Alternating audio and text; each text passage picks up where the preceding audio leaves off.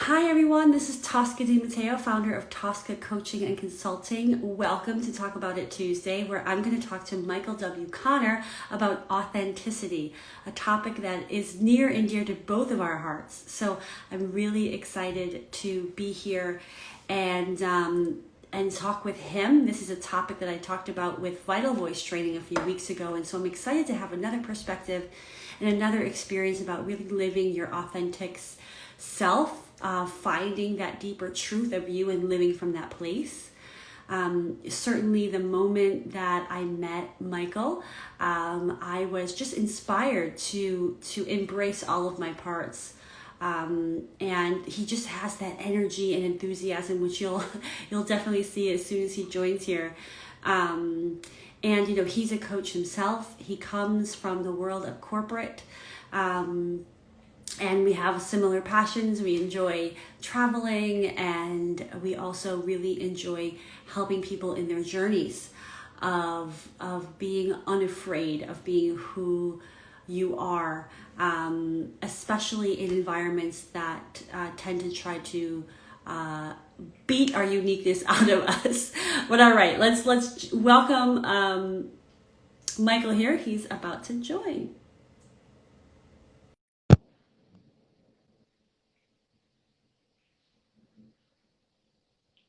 Here he comes. Hey Pastor, how Hey, are you? I'm good. How you doing, my I'm friend? making it happen. Oh, Happy Tuesday, or whatever day of the week it is. yeah. Oh my God, I love your background. First of all, you have a halo on your head, which I love. That's fabulous.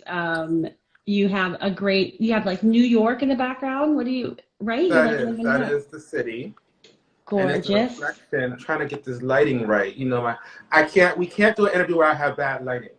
Oh no, no, definitely not. No, and you look gorgeous. So like your Thank lighting you. seems on point. I can see your halo, Yes. halo. Oh, so much fun. Even though I hate that song. Oh, I'm sorry. Oh, wow. Really? How do you hate that song? Let's talk about it. Well, first of all, Beyonce is not the best artist in the world. Solange is better than Beyonce. So for all y'all to know that Solange, Beyonce's sister, is much better than Beyonce. She's more unique, creative, and artistic. But Beyonce is a pop star, but that's not one of her best pop songs. Because I don't think she's a singer per se. She needs to keep the beat upbeat so I can be shaking it. You popping it and locking it. Hey, Okay. that's what Beyonce's meant to get. Gotcha. Okay. You heard it here, from Michael, his perspective on Beyonce. I definitely jam out. But I hate that, but it's a reflection off of this like glass over here. It's okay. It's not distracting. It's kind of giving you this Okay, well angelicness. I like that. And I want everybody to enjoy the wonderful Manhattan background. Yeah, it's awesome. I'm digging it too because like I'm not looking out my window, so I get window action.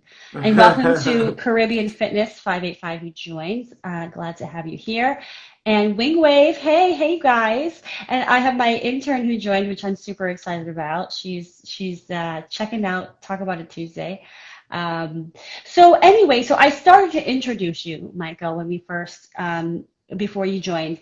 And I just was saying how, like, really, the minute that I met you, I just saw how much you let your whole light shine and like how inspiring that was, to be like, wow, like like unapologetically you, like all day long, and I think that's so rare to find that in people. So I just want to say thank you so much for being here to talk about a topic that I know is both near and dear to your heart and my heart. I'm just thrilled that we can have this conversation. Fantastic. Thank you so much for having me here, Tosca.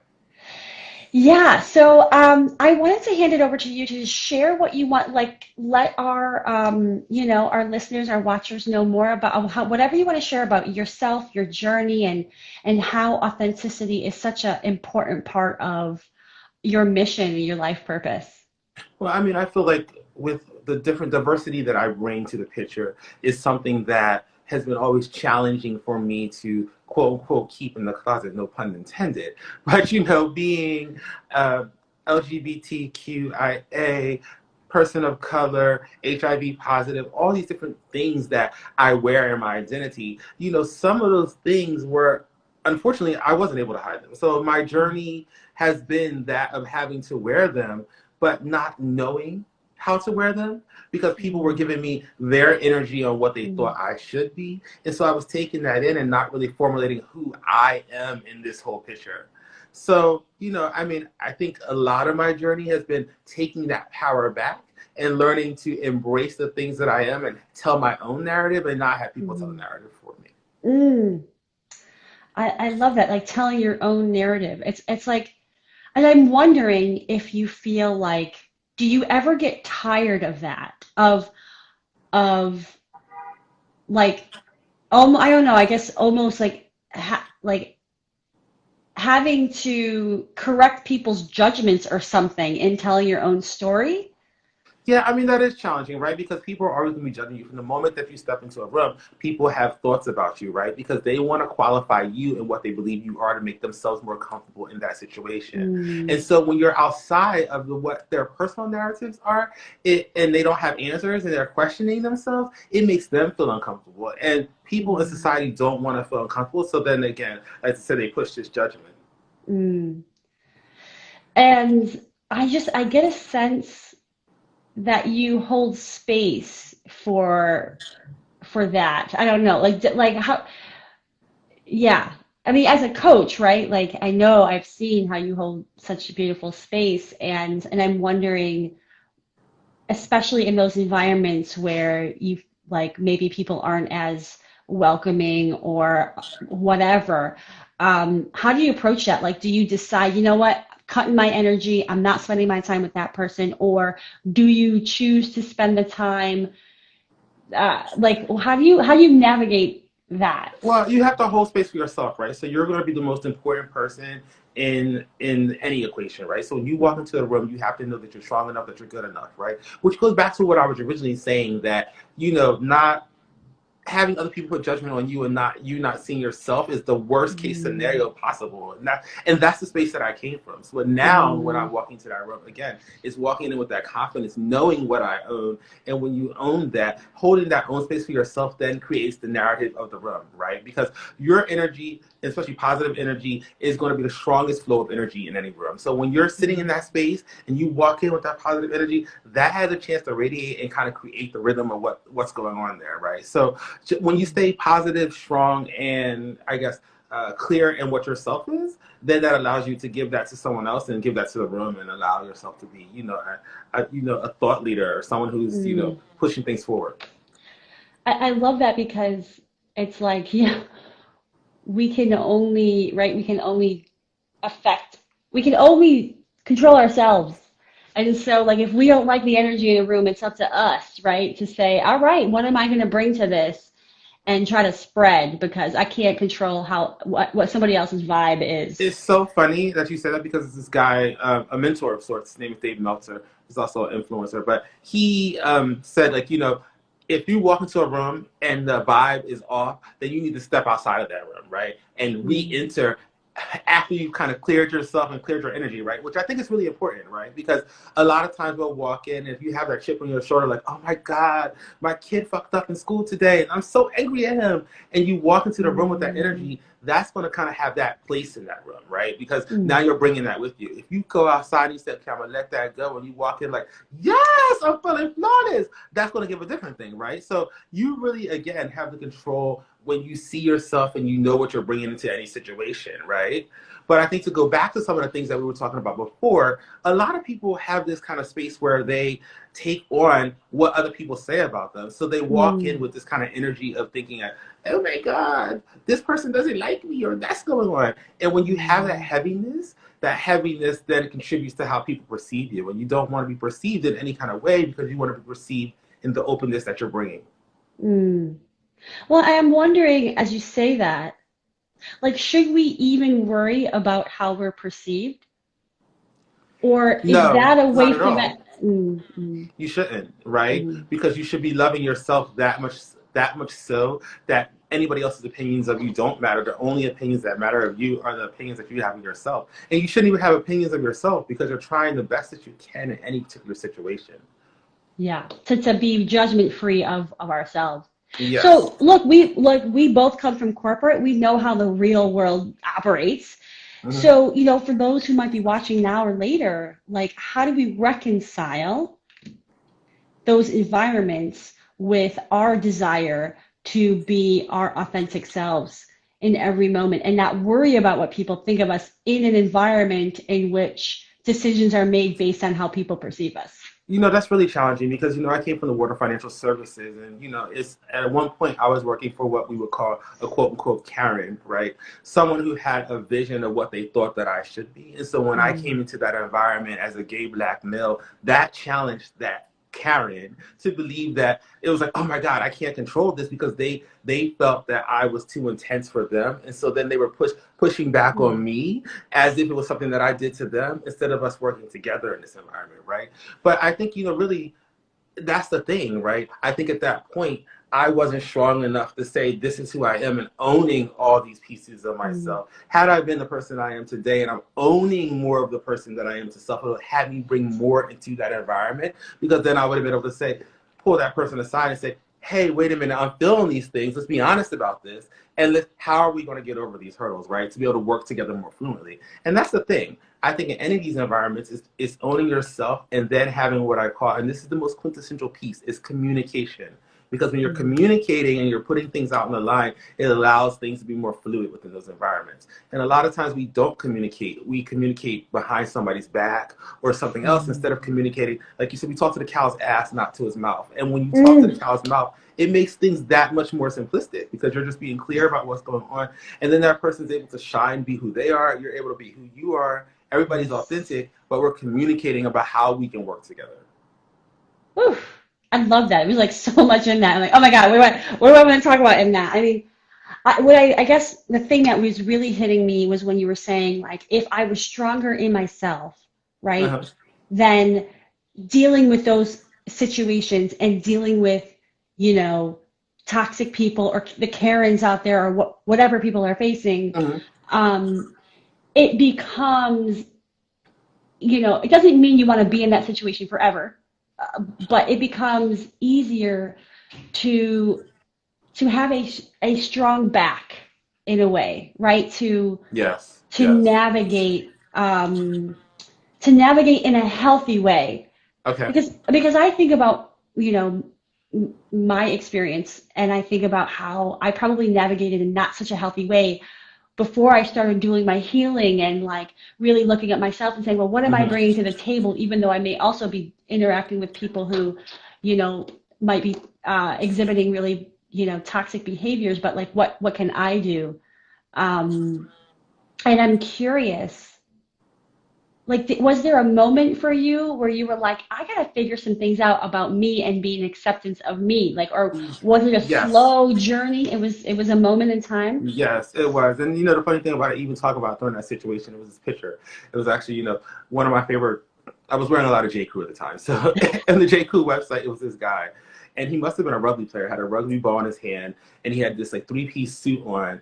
But he was like on the rugby field with the three-piece suit. And I looked at this man and I said, oh my God, not only is he handsome, and I want to, like, hello, we need to go on a date. But it was also, yeah, I saw him standing true in himself. Like, he was masculine. He had this suit on, but he still had a ball. He was athletic and all these things. And I was like, you know what? The ball is in your court. And that's what came to Mm, mind. And I was like, let me take back my ball because I'm letting this environment, this corporate environment, encompass me instead of me encompassing it, right? Because mm, remember, anything to be a match, you have to bring something to the table and the table has to bring something to you. And so that's mm, what is a match within any corporate environment, right? So, but I felt like they were taking more from me and I wasn't getting anything from it. And so now that was and that was the kind of, I guess, that line that was like crazy for me.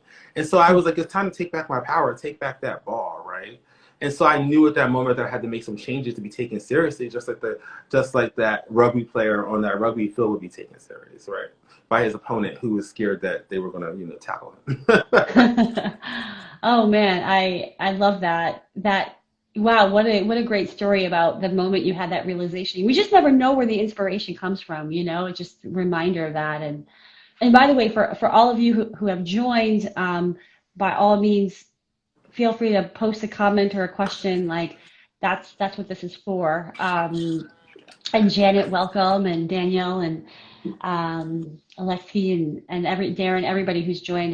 But I think that I'm wondering, as so you had this realization, you saw this image, and you were like, man, I got to get back to me. Like, what happened next? Like, what tools, like what resources did you get support? Like, what were you reading books? Like, what No, not happened? really. I mean, it's all from the heart, right? So you just kind of Mm, feel around, right? mm, We don't on this path that we are on this planet, like there is no right or wrong answers, right? But our intuition is very deep, and so when you listen to yourself, you're able to kind of feel into what the moment's going to be. And for me, mm, it was just really feeling into it, right? Knowing that something felt off and I had to make some changes, right? mm, And so from a tactical point of view, that's when I knew, like, hey, it's time to start looking for some other jobs, do something different, right? And as I started putting out feelers in different places, I started feeling the vibration and those things felt good. And so I just kept on moving in that direction. And there was no conversation, there was no book, there was no spiritual leader or anybody else in that routine. It was just kind of feeling what felt right for me at the mm. time. And we all know what feels right for us at the time, right? Like, it's always like, do you want to have a hamburger or tofu? You know what's right for you, right? Like it's a decision that you make. And so you go with that flow. You don't have to give these things too much attention or make it seem too technical. You just have Mhm. to feel into Yeah, I love that. And for me, the choice would always be fries. I'm just saying. But yeah. it. Yeah, and I think, gosh, what you said, right, was like you said something around the lines of like follow what feels good to you, right? And actually the past couple of conversations that I've had and Feisty on Fridays and all that, I've talked about like joy, right, and celebrations and that and follow the path of bliss. Like that is how we get closer to ourselves. And I Yes, like, yes. how do you talk to people about that? Because like, I think sometimes we are indoctrinated with the thought that like no pain, no gain, and like you gotta Mm. grind to like get what you want. And like I don't subscribe to that model anymore. And like, No, neither do I, right? Every day for me, I love amusement parks. I love roller coasters, right? I mean, maybe you know that, maybe you don't. But so every day for me should feel like a day at Six Flags. It's like when I first drive through the windy road and I see the roller coasters atop the trees, and I'm like, ooh, like that is that moment. Like if I'm not feeling like that ooh moment, then it's not working for me. And I know that I have that high energy, and so I have to bring that to everything. So mm, if I'm going to even to go back to the corporate example, maybe working in financial services isn't for me, but working at somewhere like Google would be. You know what I mean? And so it's wherever I'm getting that ooh feeling at is where I should be. If it's not a ooh, then it's not for me. You know what I I mean? need a So horn that says that. Ooh, I need like a ooh horn. it's actually if you go to Staples, they have that red button. That is easy. And and back when I was at Merrill Lynch, I had one of those on my desk. That was Love easy. it. That was easy. And it Right. just and it should be like that, right? So like when you have Yes. that joy in that moment, when it feels like that, then that's when you know it's right, when you're connected. So if it doesn't give me the gratitude of like I'm at the amusement park, then it's not a moment for me, right?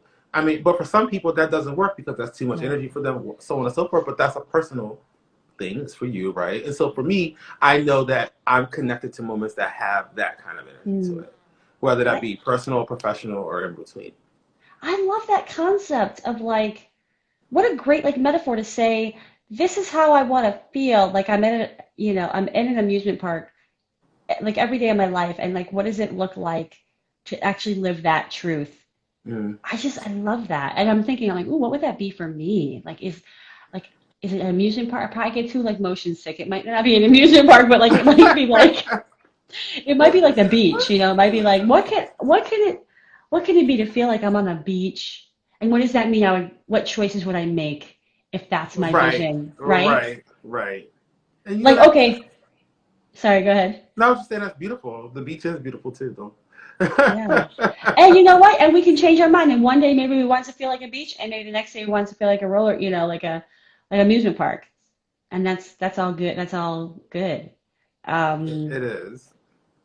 so, this idea of like authenticity, right? I was talking to actually to some women, ladies of Vital Voice training a couple Mm-hmm. of weeks ago on the show, and authenticity is complicated, right? Because Mm-hmm. our authentic self, like, is also part of the context, right? Of like where we are.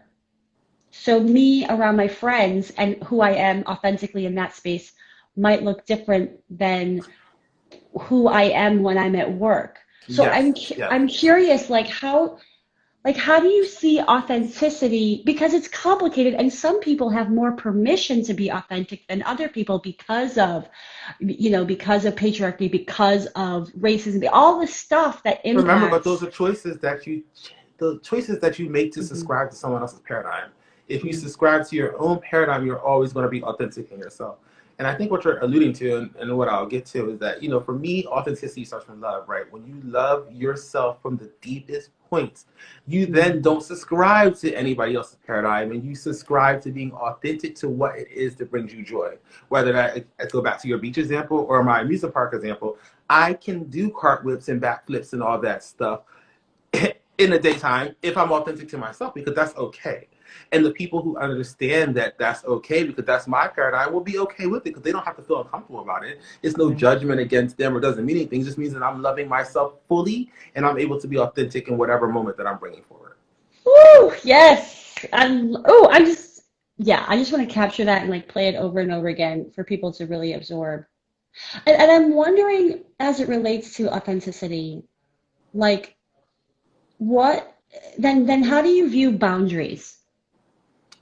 I mean, your boundaries, everybody has personal boundaries, right? If I say to you, Tosca, I don't like to be touched on my right cheek, you are to respect my boundary for that, right? And so just having that understanding and being clear, but that goes back to what I was saying is about that communication piece.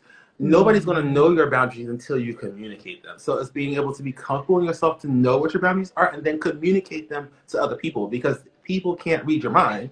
So you have to be able to say that. So even if it's a bad boss, to be able to say, mm, hey, I think that the way that you're writing emails to me makes me feel a little bit uncomfortable. Is it, how can we get to the gist of what needs to be done in this situation? Adverse to send in this email that may be snarky or make me feel uncomfortable or like I'm not missing a beat. And so when we right, communicate, but it's whatever, but that's a lot of work, right? Because you got to love yourself again, so much right. so, and be authentic in that space to be able to communicate that. If we're Yes. uncomfortable, we're not able to communicate, and we don't know how to do that, then you end up in a place where you're working for a camera. And what do oh, then we have a question come through from Shige. She's asking, at what point in your life have you found your authentic self? At what I point in mean, your life? there's no one point. I mean, you're on an everlasting journey, right? So every day I'm learning new pieces of myself, but you're able to take the context of what happened before to how you're getting to where you are. And I think your next question is what helped you reach that point? It's a multitude of situations, right? It's just living. It's living under the adversity of other people. Like I was saying earlier in the part of the conversation that you may or may have not missed, but being an LGBTQIA person of color, HIV positive, all these things that I had on my sleeve had to make me embrace who I am, and then embracing who I am to show that to the world. And I think that was what I was alluding to Tosca earlier, is that, I didn't embrace those things, right? So me not having embraced those things allowed other people's paradigms of what their thoughts of me was in this space. And so then I was living off of their thoughts of me instead of living off of my own thoughts. So then taking that power back and capturing that back after working for this crazy Karen allowed me to be stronger and more thought right and purposeful on my journey towards authenticity. But it's not over. I mean, every day I'm going to learn something new. I mean, you're teaching me something. Tosca's teaching me something. And that's all beautiful because I'm able to take those things in and add to the flavors that I already have going on. And then even make me stronger in this Mm. authenticity and giving love. Yeah, and what you say like makes me, think of a point that I talk about a lot, especially with like Uh-huh. friends and stuff, which is that sometimes when we become closer to our Mm-hmm. truest selves, that some people that are currently in our lives drop off or they fall away because now Snaps to that, Tosca. you're at this higher vibration because you're Yes. honoring yourself, and Yes. they're like, oh Yes. no, but I like the Michael that used to talk shit about himself, or I like the Michael that like wanted to like self-loathe and what I'm making it up, but so how, which is it's difficult, and it's difficult to cut people out when you're like, you're not for me anymore, especially people that maybe, right, there's these societal expectations that people say in your life, that maybe don't deserve to be in your life, Well, you just regardless let of the their energy flow, label. right? And Yeah. so you don't really cut people off, you evolve, right? So, Mm, I mean, if I know someone's not meeting my standards, then I'm not gonna reach out to them again. You know what I mean? And just let it be. And if they call me, hey, how are you? Or text back real quick, but I'm just not gonna put energy or devote mm, myself to keep on living in that paradigm. I'm gonna allow myself to vibrate, move higher. mm. I think Aaron Doughty, if you know him on YouTube, he's like, oh no, Leor Alexander be like, get my vibration way up, up, up, up, up, up, up. And that is that, right? Because you're just always going to elevate yourself and elevate your spirit. And in certain things, you just kind of like, it passes by. Mm, mm. Yeah. Yeah. And I think that that is, it's something, I don't know. I think it's something to celebrate. Like, oh, like these people that are not for you, right? Are they just, I find that a lot of times they just drop off on their own. Like you don't even have to They do do. anything. Exactly. Because you don't have to, because your vibration is reaching such a point that they know they're not matching it. So then it's not Right. even a fight. It's just, they just disappear, right? They kind of Yeah. fade away. And I'm really good in my life. People just fade off and on. Is when their season's up, they're just to the clouds, and I don't even have to do no work on it. And it's fine. I let the universe take care of everything, and I just be present.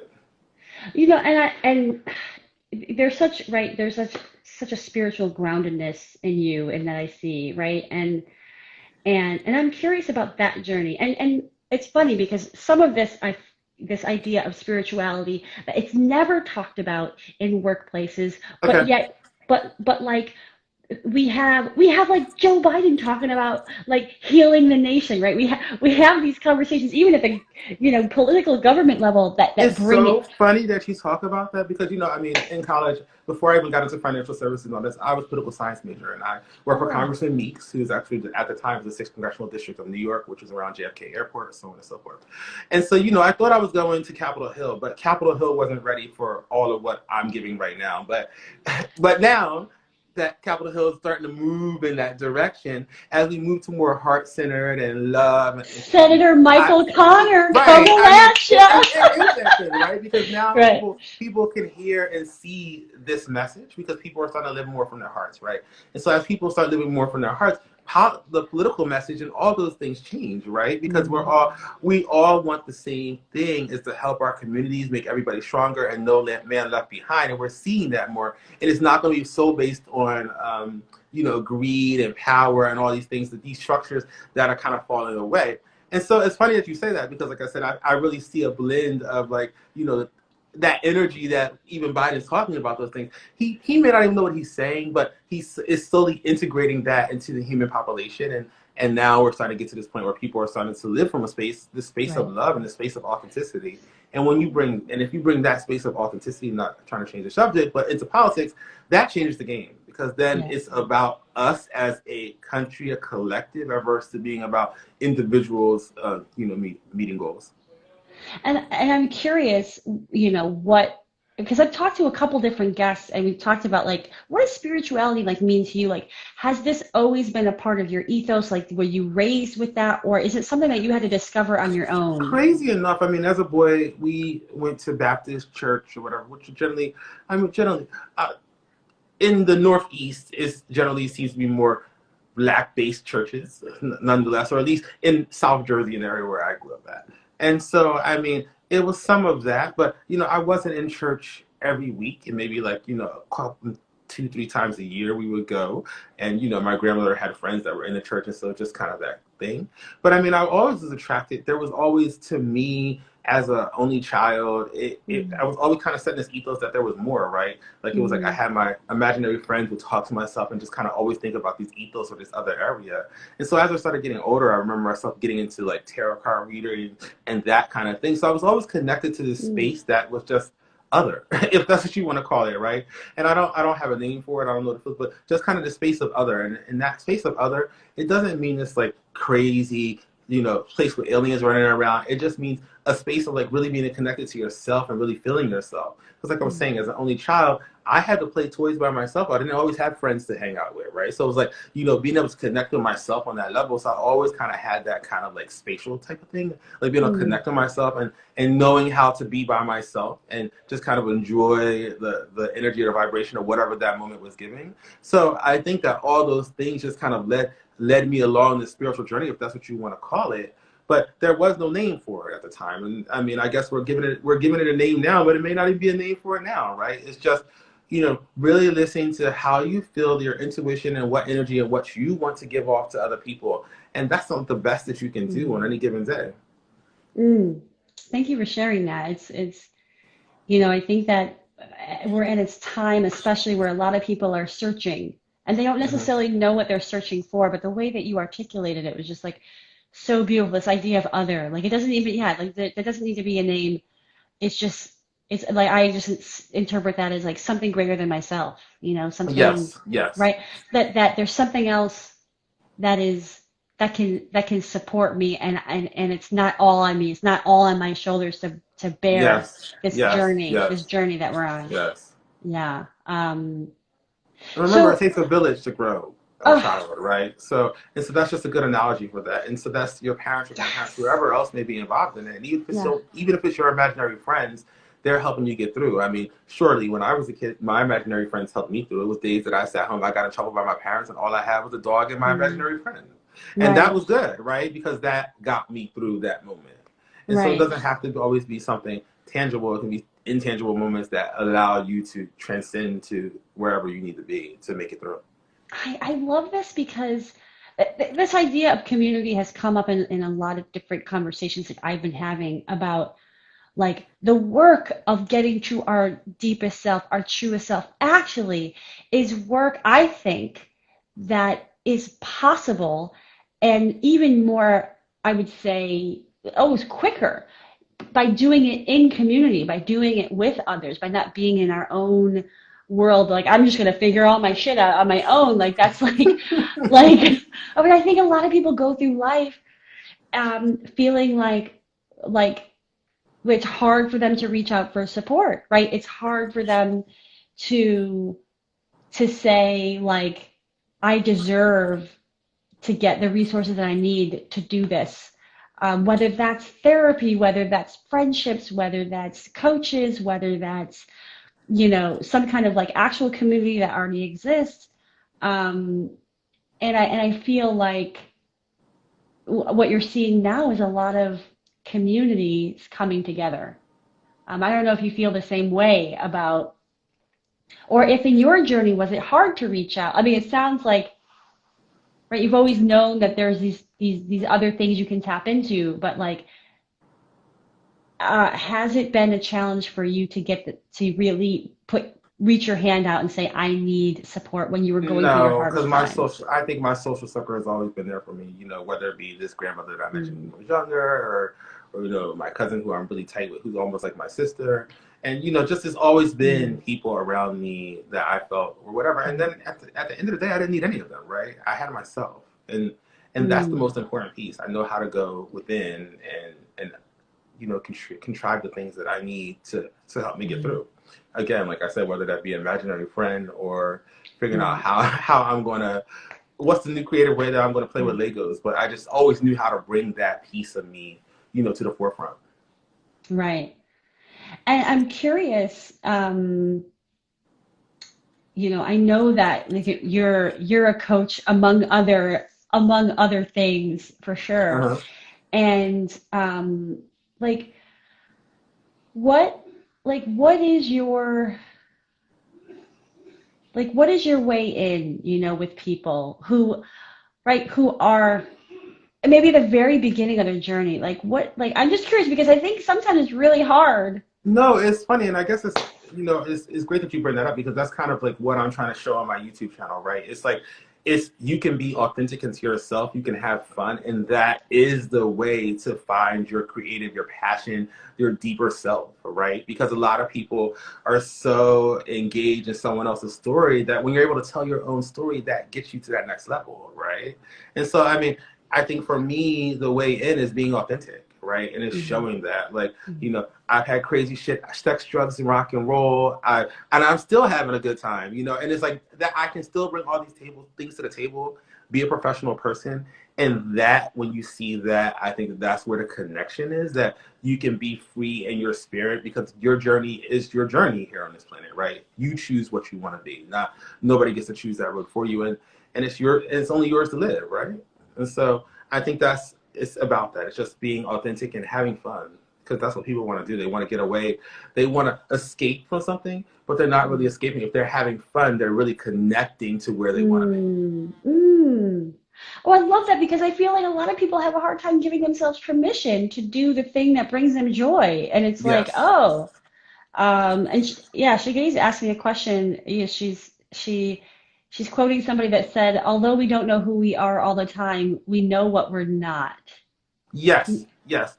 Because when something feels off, like I said, when I talked about earlier, your intuition makes you know that that's off, right? It's like I'm in certain Yeah. groups of people and it's always something going on. Like I know that that's not the right space for me to be in, right? And so why do I keep on fighting against that? Because those people aren't ready for the energy that I'm vibrating or giving into this particular situation. So these things, and so it's just being Mm. cognizant of that, knowing yourself enough to know where your boundaries are and where things are. And it doesn't mean that there's problems between you and whatever group of people or thing. It just means at that moment, the vibration, the connection doesn't exist, you know? Mm. And so, And, and so it's like, don't fight against that. and it makes me think of so Brene Brown launched a new podcast called Dare to Lead, I believe, right, based on her Okay. book. And and she talked about how in all this research, right, when she asked like, what is leadership? It's like nobody could I think it was either the word leadership or it was the word courage, but I think it was leadership. Either way, it was like nobody could explain what that looked like, but they could explain what it wasn't, Mm, you mm. know? And that's fine And because I guess it takes on different attributes for all people. But you're right; they couldn't know what it wasn't because it just wouldn't resonate with them. They would feel off. yeah, but you know what, when I think about it, I'm also like, well, because have we really seen it? If we haven't really seen it, right? In in a way that lights us up, that's like, oh yes, that is what a true leader looks like, because I think the examples are few and far between. Mm, I think the same holds true for ourselves. Like, mm. how could we know what our true self is if our true self was Snaps to that. born at zero and then we were conditioned. And so when have we really ever seen our true self? So how do we know what it is we're getting to? Mm. Right? So it's that process, I think, of like self-discovery to say, Yes. like, yeah, like I know I have the answers inside, but I don't know what I'm looking for, but when I find it, I'll know it, Hmm. kind Hmm. of thing. Yeah. And so what do you think like is I don't know, like what's the next place in your journey of authenticity? Because as you said, right, it's like lifelong. Like there is no end point to this. Like what do you like? Do You you know, it's see what your funny. next frontier is? I was listening to something from Eckhart Tolle this morning, and he was talking about, and I don't know when this video was done, but it was something that he posted on YouTube. But he was saying that I guess at that time, he had just recently met with the Dalai Lama, and when he met with the Dalai Lama, the people were asking the Dalai Lama questions, and the Dalai Lama at some points was giving an answer of "I don't know." But Mm, when the Dalai Lama gave that answer of "I don't know," I guess the audience, the crowd, or the presentation that they were at, the people felt more authentically connected to the Dalai Lama because he mm, didn't know, right? And so I transitioned that over to myself, and today it's like I don't know the answers of what's next because that's the first thing that came up for me when I heard that. Is like mm, it's like sometimes I have so many things flying right now, Tosca, so many objectives I want to work on, and I'm in a really good space. But it's like I was on the phone with my mother the other day, and I was saying to her like I just don't know what's next for me because I clearly just don't. I don't have that answer, and I felt from an ego point of standpoint, I felt like challenged or frustrated by that. Like, well, shit, I should fucking know what I need to be doing next, right? But after hearing that whole Eckhart Tolle thing this morning, I don't need to know the answer to that mm, because we don't need to be a mountain. We just need to be the valley. And so that's the thing. Like knowing that I don't have all the answers in this mm, moment is fine. And that's for anybody, right? Because I don't know where this journey is taking me to next, right? It brought, 5 years ago, I wouldn't have thought I'd be sitting here with you on an Instagram live talking about coaching or whatever. You know what I mean? Like it wasn't that I may have dreamed of this, but I wasn't mm, able to maternalize this idea, right? So mm, so why should I have that much emphasis on what's the next moment for me? I'm just staying present in it and I'm doing the right things, getting the right skill sets and so on and so forth. So that way when opportunities present themselves to me, I'm ready to, embark on them, whether that be professional, personal, spiritual, or anything else in between. Mm.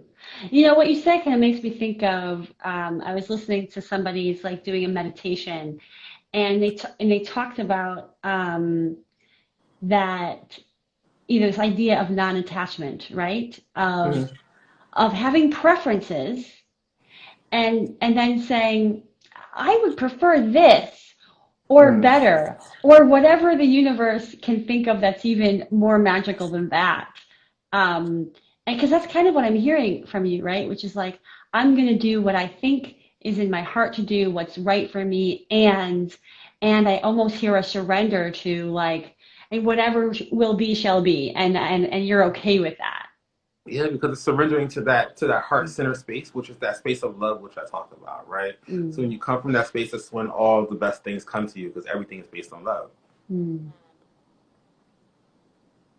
I just have to ask because, you know, I imagine, right, you talked about all, you know, the parts of yourself, your life, your identities, all that stuff. I agree with that, August.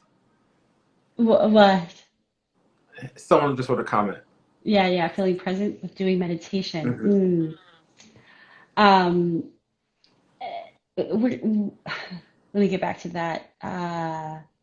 Sorry, I helped you lose your No, train of thought. no, that's okay.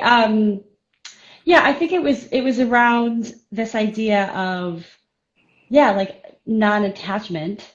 Okay. Um, and you know, when you say these things, right? And you talk about embracing love and it just comes so easy. It just feels like so effortless for you. Hmm. Um, and I'm wondering like what your experience was in getting to that point. Like what helps Uh, you see that it is just love and it's nothing else, you know? no, Because I I mean, this is like imagine. living. It's being through Mm, negativity. It's being around negative people, negative thought mm, frames, negative mindsets, all these things, and you just realize that when I felt most confident in what I was bringing, I felt that I was living from my heart, right? And so mhm, living from my heart was strong for me, and knowing that I was like, whatever I'm radiating to you is the truth in this moment. Like, mm, I don't say things to hurt people or to make them feel beneath me. I mm, say things out of truth, and whether or not you want to hear that truth, that's on you. But it all comes from love. And mm, so when I live from that space and I give that moment, it's like everything just feels so natural to me. Like it's like I'm not faking it because I'm not mm, trying to put on a persona of what I think that I should be for others. I'm living in the space of what I know feels right for me, which is pure. And for me, that's just the space of love, right? mm. I can't fake it anymore.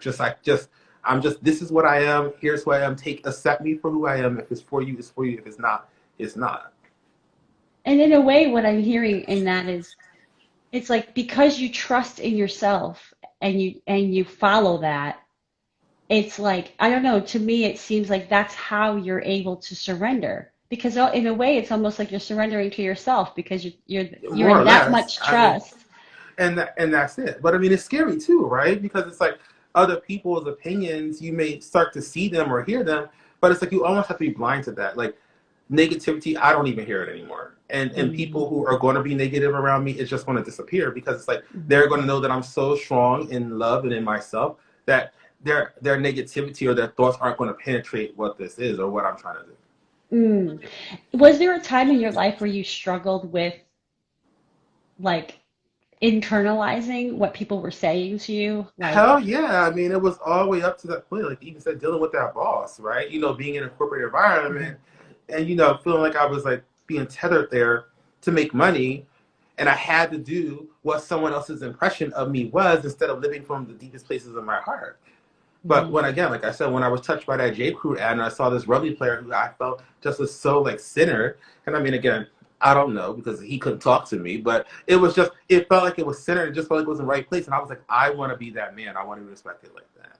mm, But I knew the way to get that is not to intimidate people into respect of me, is to love myself even deeper and allow that energy people to see that and then respect me from loving myself. mm. I get a sense that you did that through opening versus closing. Like I don't see it as you putting a wall up and saying, I'm going to No, protect no. myself. No, you don't have to. I mean, and that comes with its own implications as well, right? I mean, sometimes you may get Mhm, bitten, but even when I'm bitten, I don't feel it. Like Mm, someone could talk shit on me right now, and it's not going to matter. Like it's just going to roll right over me because I'm so centered in love and being focused on myself that I'm not even going to feel or hear that. oof. And then when those people think that they can't get to you, then they just disappear anyway, right? Because then they realize they're not. There's no reaction happening here. So where then it's time for me to go, right? Because then it's all about trying to rouse you up. When they think they can make you react, then that's when Yes. it becomes like negativity on your part. So it's again, I just don't have time to react to that anymore. I have time. I mean, I want to be at the amusement park. I want to be at the club. So I mean, these are the things that I'm focused on. I don't have time to worry about your bullshit. Worry about what my next jump off is going to be. Yeah. Yeah. Oh, it's such an important point because this idea of like the people in our, in our lives, the ones that are maybe are not healthy or that haven't healed their wounds, right? That they are looking for a reaction. Mm-hmm. Um, and we fall into the trap of giving it to them. Whether it's a positive or negative reaction, it usually doesn't matter. It's just they're getting some kind of response. And that's what keeps them going, and that's what keeps the cycle going. And so, like, it's just a reminder. You're kind of reminding me, like, oh, right, like, we can't give them what they're looking for, especially if it's not serving us to do it. Mm-hmm. And that's the most important part because remember, you got to love Mm. yourself in order to love others. So knowing when you know something's not serving you, then don't feed into it. Yeah. Yeah, and as Shige is saying, right, like we so often give away our power when we just keep trying to mold and adjust to what people think we should be or who we should be or how we should be. Um, and we don't even know that we're giving our power away. It's just like little pieces of us like coming off. And then sometimes I feel like that's what happens when I, get clients, which is like they've just lost themselves. It is true, and we call that in this world energy vampires. So just watch out for Mm, energy them. vampires. Yes, yes. I may know a few of those. So, one of the things that I kind of, I do, I have this like talk about a Tuesday platform because part of it is I just want to say, okay, you have a megaphone to the world and like, what is it that you want people to know? Like, what are the I've clearly shared so many beautiful messages. And like, yeah, I'm just curious if we've left anything off. No, I Like, mean, I think if I was going to end this conversation with anything, it would be people. People, love yourselves. Love yourselves. You're not perfect, but love all those imperfections. And when you're able to love yourself, then you're able to love others even deeper. And when you're able to love others even deeper, when they feel that love, they start loving themselves, and then mm, it's a wave effect. So it's just like mm, it's no reason not to be positive. I mean, don't get it twisted. Positivity doesn't mean that you have to always be happy or bubbly. When shit hits the fan, cry if you want to. Be pissed off. But take that as that moment and move back into that space of love, right? Like, don't, mm, it's no reason to be with this heavy heart and heavy head and heavy mind. yeah. And yeah, self compassion. I'm here for it. Yeah, it just comes back to love, I think, especially in this. I love that message, and especially in this moment when there's so much pain and suffering and so much hurt that it's like the greatest work that you can do is like to your point, loving yourself because it's so much easier to love others when we can start with that. And that's what we need right now is just more love and less hate. Well, thank you so much, Tosca, for being able to tell that message Mm, of love. well, thank you for coming on here. And look, I know you're all over the place, but please, for people who want to see your content, where can they go? Where do you want them to connect with you? Well, you can definitely connect with me here on Instagram. So I'm Harlem Blue. I mean, and it's always a good time on my page. It's a little bit bangy. It's always fun. So get into it if you haven't subscribed or haven't liked it already. And then you can check out my YouTube videos, which I also post them post mortem on on Harlem Blue, but they come on YouTube first, maybe a week or two before. And the link for that is in the description of my Instagram. Perfect. Well, look, like I said, you're such a beacon of light. You just inspire, me to continue to love all my parts and know that that's where my superpowers are as they are with yours. Um, and yeah, I just am wishing you like the most continued success, to continue to spread your message, you know, and help people in embracing everything that they are. And I can't wait for the day. There's just going to be such a freaking waiting list for you. Like, I can already see it. It's going to be like, oh my Oh. God, I'm number 527 on the waiting list to get coached by Michael Connor, you know? We'll see about that. But the people have to be ready to Yes. know where to find this at. Ain't that the truth? That Ain't is. that the truth? And now they know where to find you, so let's just get them ready. Let's just get them ready. All right. Well, thanks again for your time Thank and you, presence Tosca. here, and I look forward to seeing all that's to come for Okay. you. Be fabulous, Tosca. All right. You too, my Bye. friend. Ciao for now.